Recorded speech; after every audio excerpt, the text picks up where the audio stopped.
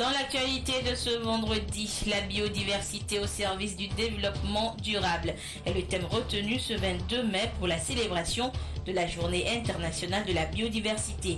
Et pour cette édition, le Togo et son voisin le Bénin unissent leurs efforts pour sauvegarder les richesses naturelles menacées par les activités humaines.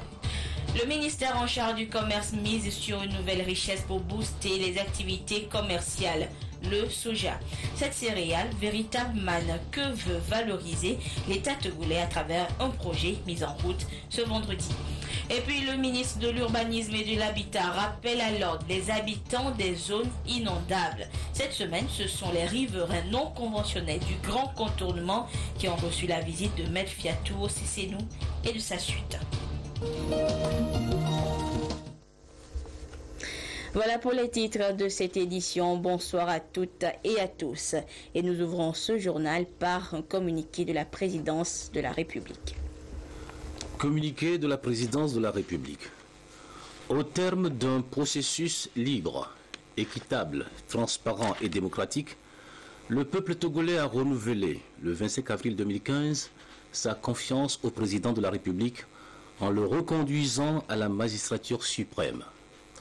Conformément à la pratique républicaine et à l'article 66 de notre Constitution, le Premier ministre, M. Kwesi Sele-Agodi Ahomezounou, a présenté ce jour, 22 mai 2015, au président de la République, sa démission ainsi que celle de l'ensemble du gouvernement.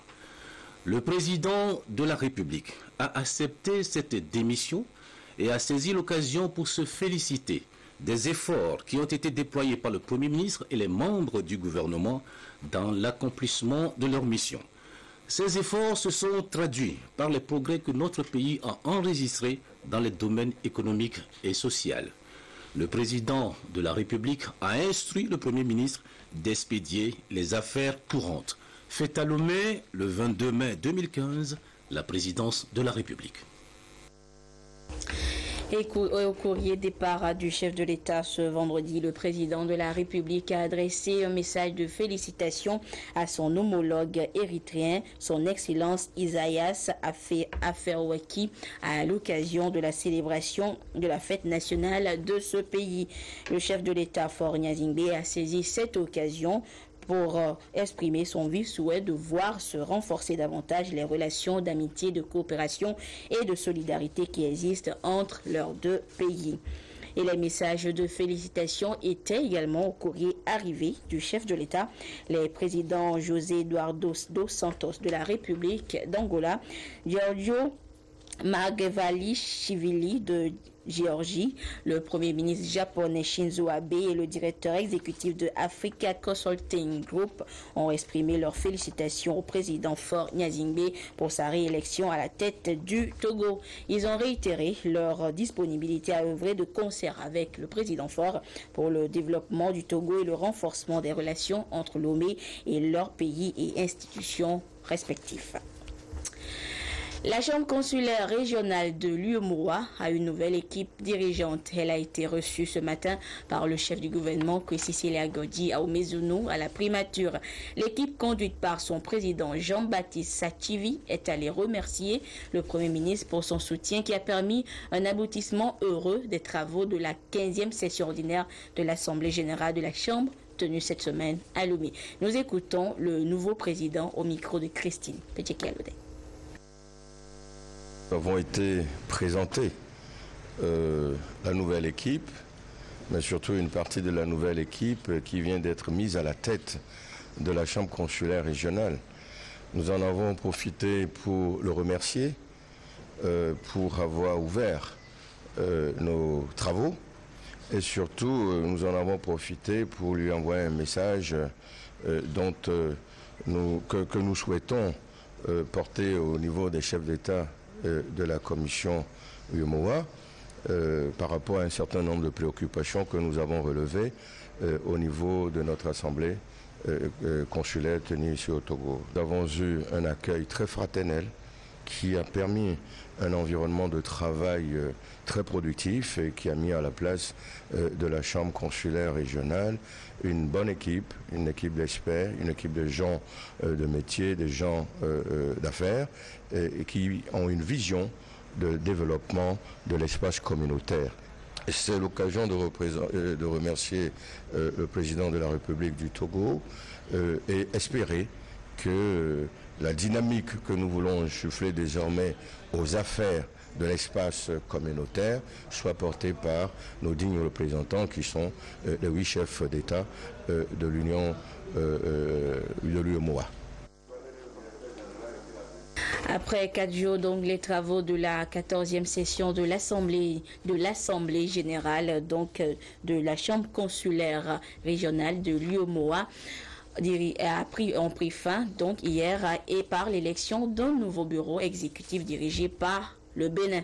Les travaux ont également été sanctionnés par l'adoption de nouvelles perspectives en vue de l'intégration régionale. Retour sur la clôture des travaux avec Eric Djanikpor et Edem Susupo. La présidence de la Chambre consulaire régionale de l'UEMOA a changé de main.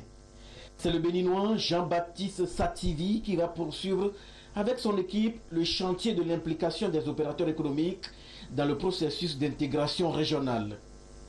Il a 3 ans pour relever les défis qui s'imposent au secteur privé. Il dit mesurer l'immensité de la tâche qui l'attend.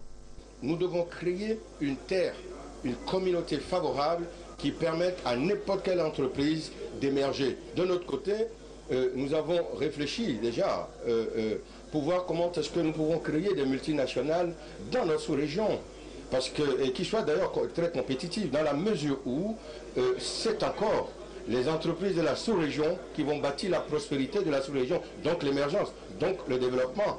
Ce n'est pas les entreprises étrangères, elles viendront parce que nous aurions créé un environnement favorable. Dans ce bureau de 12 membres, le Togo occupe une place. Et l'opérateur économique togolais, Théophile Panou, pense qu'une économie monétaire forte est capable de porter le développement durable de l'espace UEMOA. Avec les jeunes qui viennent derrière nous, qui auront cette possibilité d'être renforcés. Parce que nous sommes déjà en avant pour les difficultés et je crois que nous allons y remédier. Pour la mandature qui est mise en place, nous avons 3 ans à relever ce défi. Avec le soutien, c'est-à-dire que si vous n'avez pas le soutien, ce n'est pas évident. Et je crois que nos États s'investissent énormément pour que le secteur privé soit plus renforcé, soit plus écouté par nos institutions. À cette 14e Assemblée générale de la Chambre consulaire régionale de l'UEMOA, le plan d'action 2015 a été adopté. La Chambre consulaire compte travailler avec la commission de l'UEMOA en vue de disposer dans l'Union d'un tissu important d'entreprises compétitives. Le ministère du Commerce et de la Promotion du secteur privé a démarré ce matin à Lomé le projet de renforcement des capacités productives et commerciales de la filière soja dans notre pays. Une initiative pour contribuer à l'accroissement des recettes d'exportation du soja et à l'amélioration des revenus des acteurs de cette filière. Dodo Haré et Carmen Magia Kapo pour des précisions. La filière soja pour accroître son taux d'exportation et permettre au Togo de saisir les opportunités qu'offre le marché international. Le ministère du Commerce et de la Promotion du secteur privé crée un espace afin d'ouvrir la voie à ce secteur de contribuer à l'accroissement des recettes d'exportation et c'est à travers le projet de renforcement des capacités productives et commerciales de la filière soja.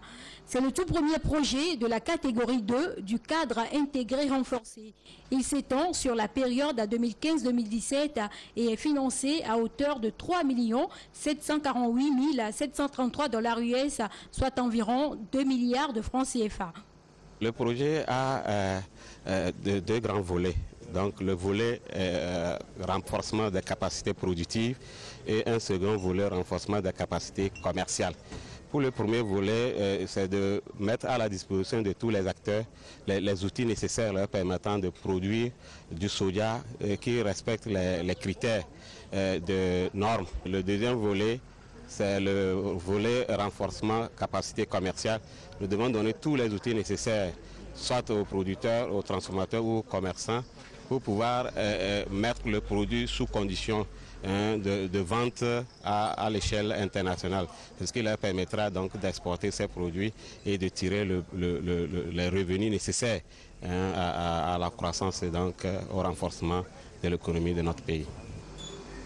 Depuis 1997, le partenariat d'aide pour le commerce en action dans les pays les moins avancés, cadre intégré renforcé, œuvre de manière à intégrer le commerce dans les stratégies de développement des pays. Pour la ministre en charge du commerce, ce projet répond à la volonté du gouvernement togolais de diversifier son économie. Le Togo dispose d'un potentiel de production non négligeable au regard de la diversité de son climat et de la disponibilité des terres. Le pays est résolument engagé dans une dynamique de promotion de l'exportation des biens et services tels que définis dans la SCAP et la politique nationale de développement du commerce. Le gouvernement ne ménagera aucun effort pour vous accompagner au quotidien dans vos activités productives et commerciales de vos produits. Le projet de renforcement des capacités productives et commerciales de la filière soja sera mis en œuvre par le secrétariat du cadre intégré renforcé au Togo. Les principaux partenaires de ce projet sont la Banque mondiale, le PNUD, le FMI et l'Organisation mondiale du commerce. Et nous revenons une fois encore sur le communiqué de la présidence de la République avec Kosan Yuvotevi. Communiqué de la présidence de la République. Au terme d'un processus libre, équitable, transparent et démocratique, le peuple togolais a renouvelé le 25 avril 2015 sa confiance au président de la République en le reconduisant à la magistrature suprême.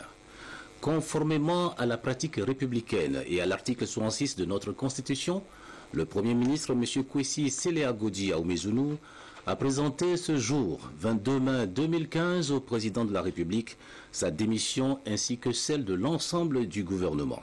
Le président de la République a accepté cette démission et a saisi l'occasion pour se féliciter des efforts qui ont été déployés par le Premier ministre et les membres du gouvernement dans l'accomplissement de leur mission.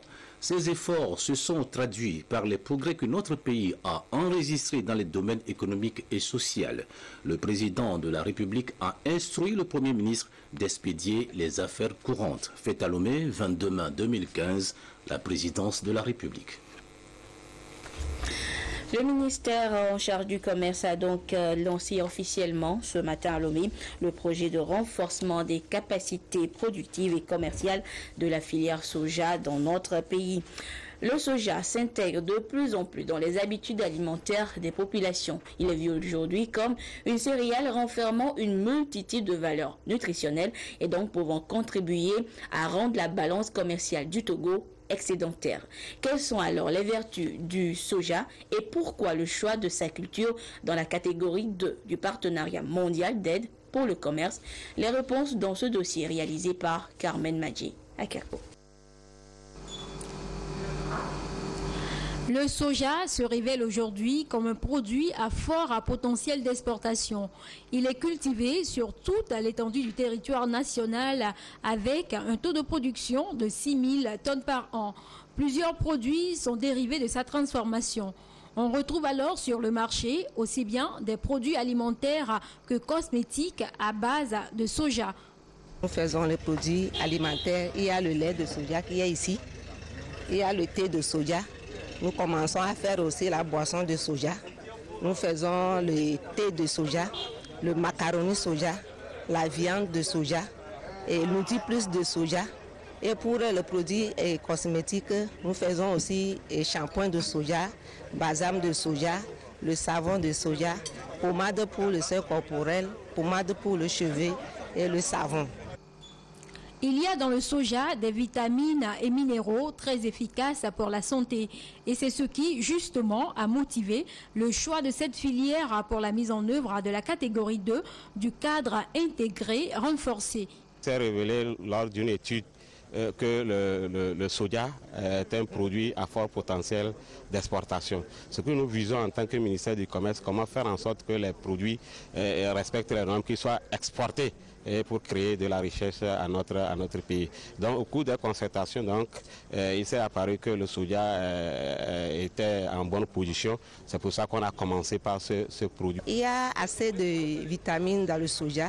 Il y a vitamine A, vitamine B1, vitamine B6, niacine, phosphore, magnésium, mais il y a plus de cholestérol dans le soja. Donc, ça aide les gens qui souffrent de tension artérielle avec les diabètes. Donc, ça normalise les maladies.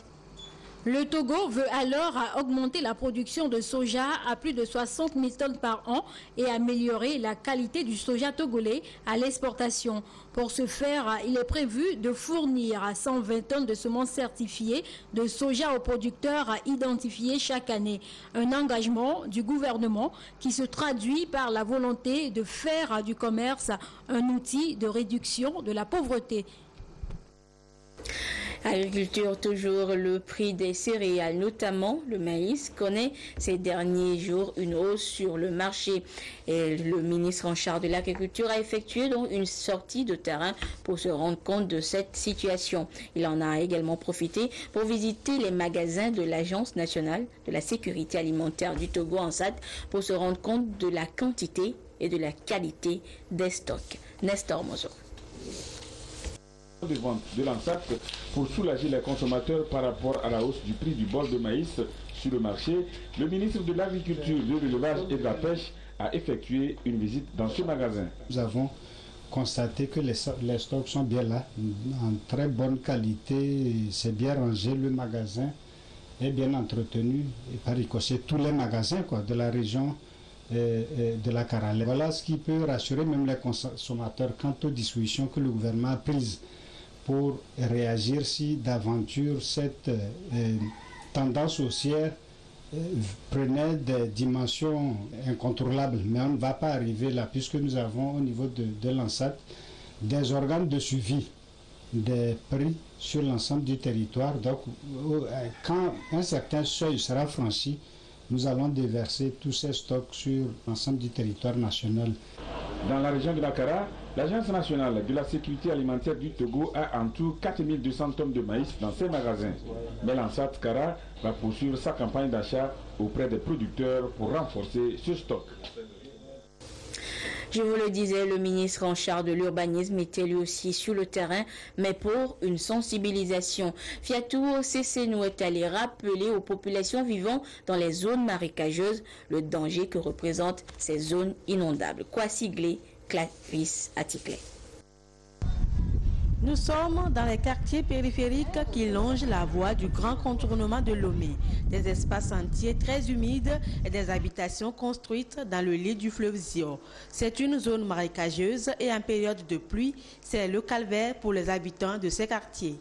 Le fils a 14 ans.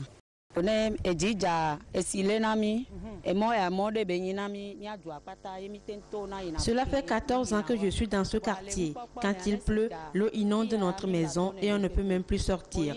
C'est encore pire quand on ouvre le barrage de Nangbeto. Quoique inconstructibles, les terrains ont été acquis dans ces quartiers et sans permis de construire, les bâtiments ont été érigés malgré l'interdiction des autorités compétentes. Le ministre de l'Urbanisme et de l'Habitat réitère la détermination de l'État à prendre ses responsabilités pour mettre fin à cette situation. Notre constat nous amène à dire que ceux qui construisent dans cette zone marécageuse sont dans l'illégalité. D'abord, au Togo, avant de construire, il faut avoir un permis de construire. Et tous ceux qui construisent ici n'ont pas obtenu ce permis de construire. Et s'ils le demandaient, on ne pouvait pas le leur accorder parce que cette zone n'est pas constructible.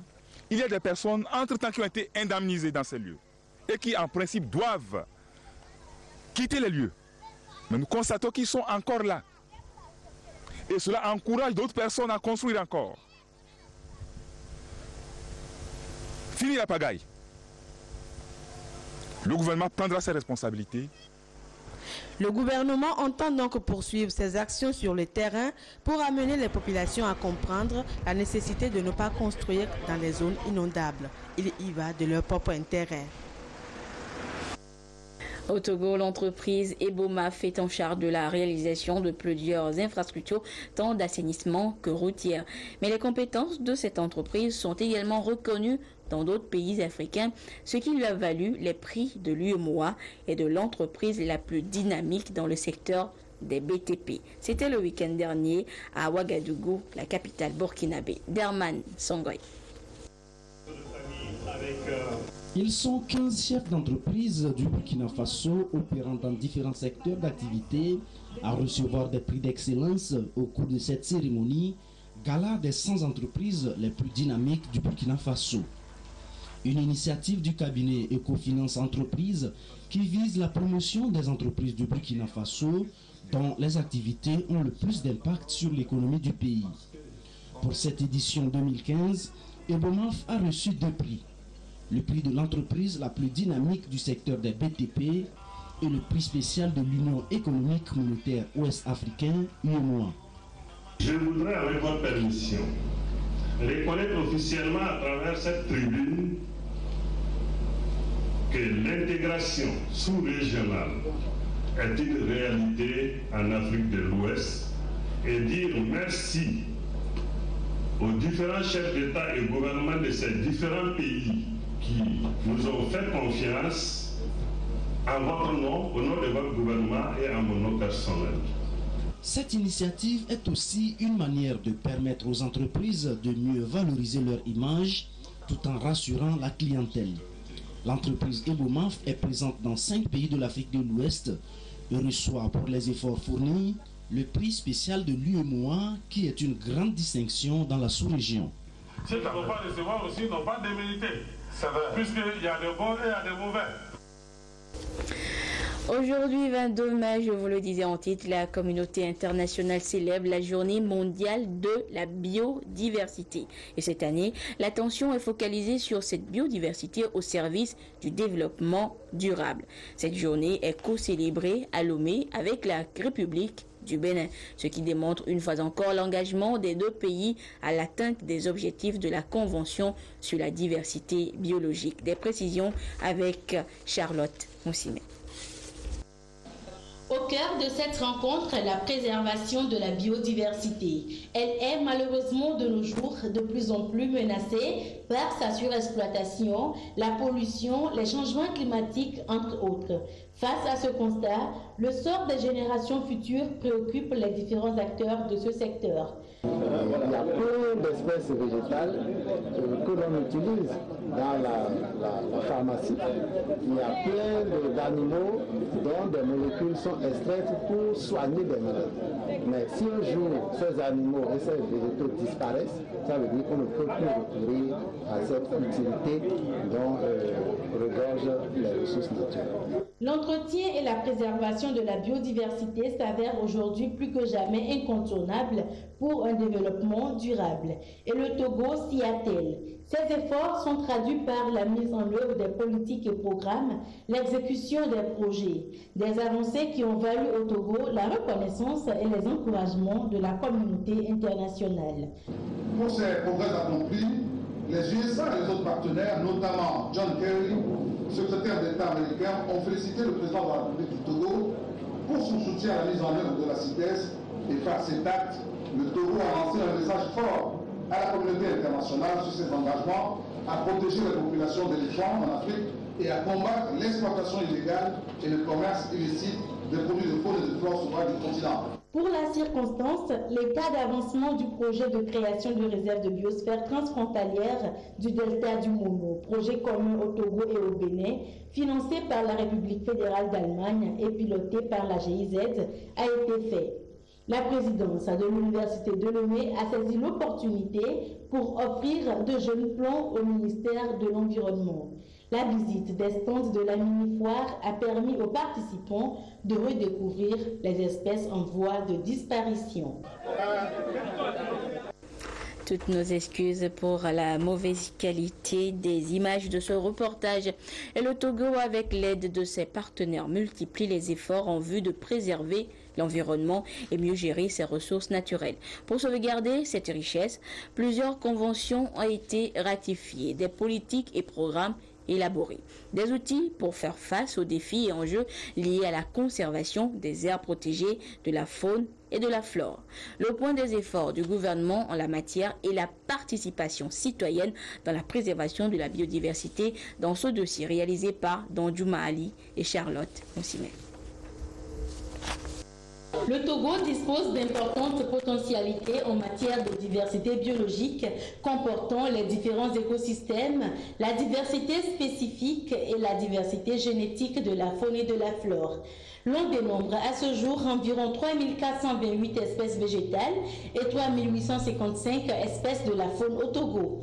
Selon les statistiques, d'ici à 2025, il n'y aura plus d'arbres si rien n'est fait pour préserver l'écosystème. Le gouvernement togolais multiplie donc les efforts pour inverser la tendance. Des efforts qui suscitent l'adhésion des organisations de la société civile. Nous avons des espèces endémiques au Togo.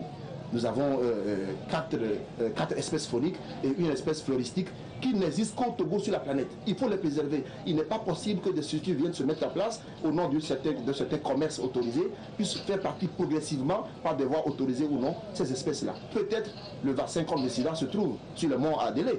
Peut-être le vaccin contre Ebola se trouve dans la plaine de Tabligo. Une cinquantaine d'aires protégées a été déclarée au Togo. Pour les rendre durables, beaucoup ont compris qu'il faut amener la population à apporter sa contribution, à s'impliquer dans leur protection et préservation. Nous attirons l'attention chaque fois que de besoin sur l'importance de pouvoir assurer une gestion participative de nos forêts. Gestion participative de nos aires protégées, mais de la diversité biologique dans son ensemble. Aujourd'hui, il n'est pas secret pour personne que la cause principale de la dégradation de la diversité biologique demeure bien entendu la perte des habitats. Les animaux, les espèces n'ont plus leur maison parce que nous coupons les toits, nous leur arrachons dessus les fondations. Et essentiellement, c'est la déforestation qui est responsable. Dans un autre registre, le gouvernement togolais s'engage à faire face à l'exploitation illégale et au trafic illicite des espèces de la faune et de la flore. Illustration faite, entre autres, avec la saisie de plus de 6330 kg de pointe d'ivoire dans le pays. Les spécialistes de l'environnement n'ont pas cessé de le prêcher. Accorder du crédit à la biodiversité, c'est adhérer au fondement du développement durable. Santé à présent, la direction centrale du service de santé des armées a reçu la visite des membres de l'ONG Projet Cœur. Du 18 à ce vendredi 22 mai, ils ont eu à sillonner tout le pays pour évaluer les besoins en équipement et consommables. Et de retour aux États-Unis, ils prendront des dispositions pour satisfaire ces besoins. Le point avec Esther Laclé. Les médecins militaires ont pour mission de prévenir, de diagnostiquer et de traiter les maladies et traumatismes liés à l'exercice de la profession militaire. Au-delà de cette fonction, ils améliorent les services de santé des familles des cœurs habillés de toutes les populations. Au Togo, ils exercent sous la direction centrale du service de santé des armées. Le dit service a reçu une visite des membres du projet CURE. Ils viennent des États-Unis et ont pu se rendre dans toutes les régions du Togo et du 18 au 22 mai. Tous les centres médicaux des armées ont été visités. Ils sont venus depuis le lundi, ils ont sillonné l'ensemble des structures, relevé les points forts et les points faibles et nous apporter de l'aide en matériel de diagnostic, en matériel de prise en charge thérapeutique et en consommables pour pouvoir remplir nos actions. L'ONG Project Cure existe dans 130 pays au monde et a pour mission d'améliorer leurs services de santé en leur offrant des équipements et des consommables. Been very successful in assessing several smaller and several larger units. Nous avons réalisé avec beaucoup de succès l'évaluation de ces besoins dans les différents centres de santé des armées à Lomé, ces deux petits centres, et aussi les besoins dans le centre médical des armées à Kara. Nous allons pouvoir remplir certains de ces besoins-là. L'ONG a effectué cette mission sur invitation de l'ambassade des États-Unis au Togo. Les besoins recensés connaîtront des solutions dans quelques mois. La direction centrale du service de santé des armées existe depuis 1970 au Togo. Elle chapeaute 17 centres médicaux des armées, un centre hospitalier des armées, 2 centres médicaux des familles et un pavillon militaire. Santé encore avec cette révolution dans le domaine de la procréation au Togo. La clinique Hôtel Deli a ouvert officiellement il y a un mois le centre d'assistance médicale à la procréation, un centre dont le système de fonctionnement est basé sur l'insémination artificielle et la fécondation in vitro. Une démarche qui répond ainsi au souci de la clinique Hôtel Deli d'offrir le bonheur d'être parent à beaucoup de couples en difficulté de procréation. Pierre Seseko.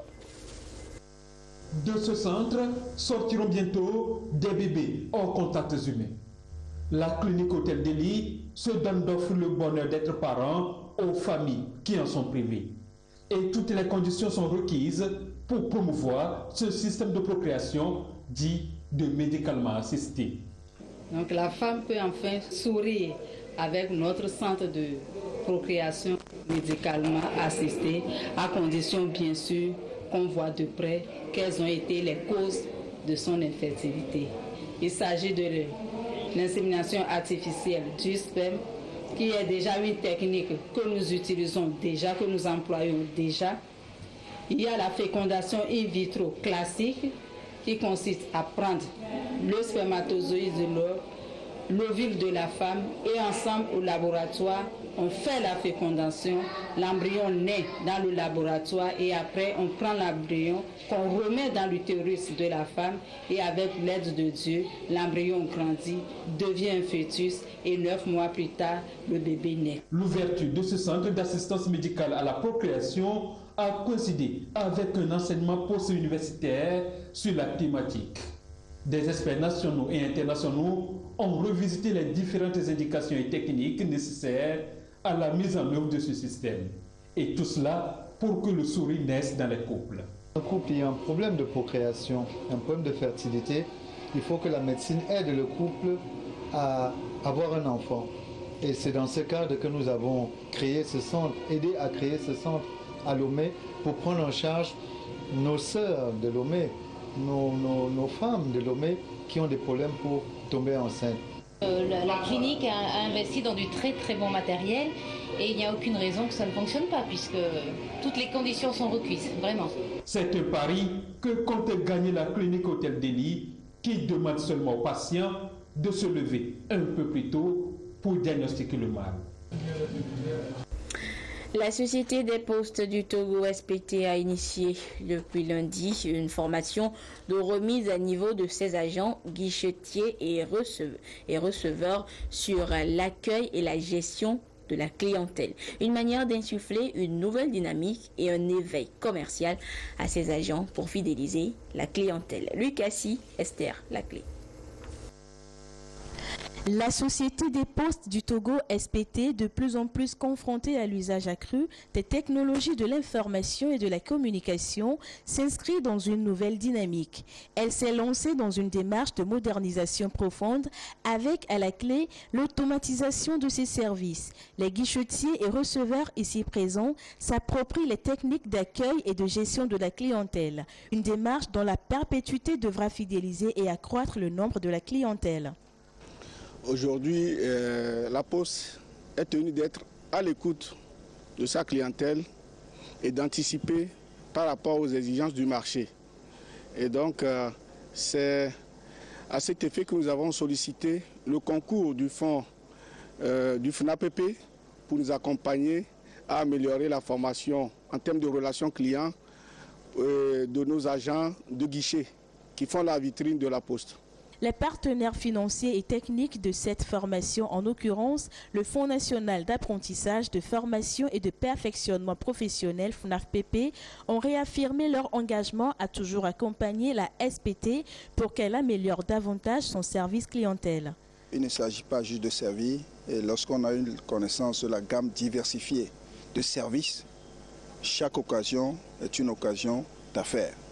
Donc c'est l'occasion de dire aux clients, au-delà de ce que vous ce pourquoi vous êtes là. Nous offrons également tel autre service. Au total, 55 participants repartis en 2 groupes seront formés à ce rendez-vous d'échange et d'éveil commercial.